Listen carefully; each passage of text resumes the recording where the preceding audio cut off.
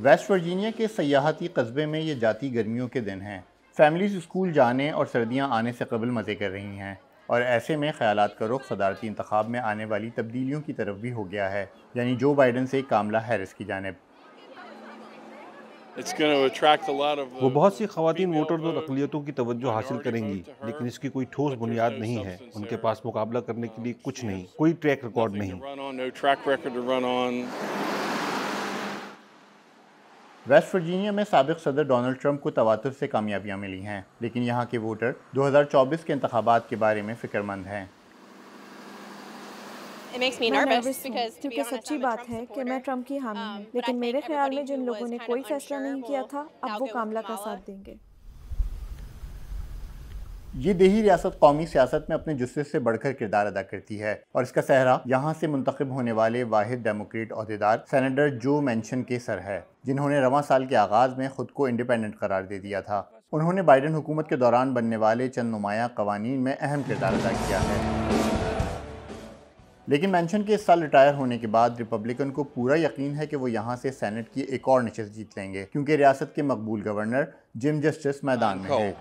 हम कोयले की कानकनी करते हैं और यहाँ कोयले की मुखालफत की जा रही है। गवर्नर जस्टिस की अपनी कोयले की कान है, तो हम उम्मीद करते हैं कि इनके आने से इंडस्ट्री महफूज होगी।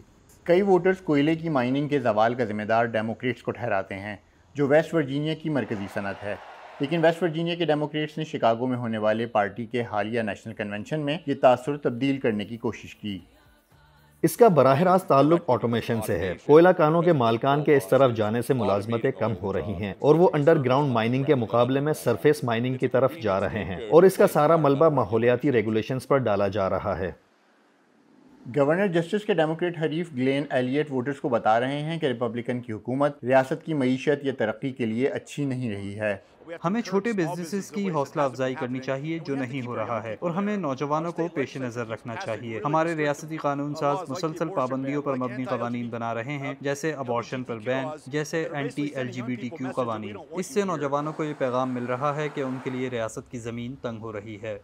लेकिन ये रियासत ट्रंप की पुरजोर हामी है, और ज़्यादातर वोटर्स जो बाइडन और कामला हैरिस को मौशी मसाइल का जिम्मेदार करार देते हैं। हम क्यों महंगा पेट्रोल खरीदें? हम क्यों ग्रॉसरी के लिए 25% ज़्यादा खर्च करें? हम क्यों मॉर्गेज पर ज़्यादा सूद दें, जो बाइडन हुकूमत में दुगना हो गया है? और कामला को ये तस्लीम करना होगा। वेस्ट वर्जीनिया के खबरसां इदारे ने अगस्त के आखिर में एक सर्वे किया था, जिसमें ट्रंप को हैरिस पर 27 पॉइंट्स की बढ़तरी हासिल है। कैथरीन जिप्सन के साथ उमैर बिन रियाज, VOA news, Berkeley springs, West Virginia.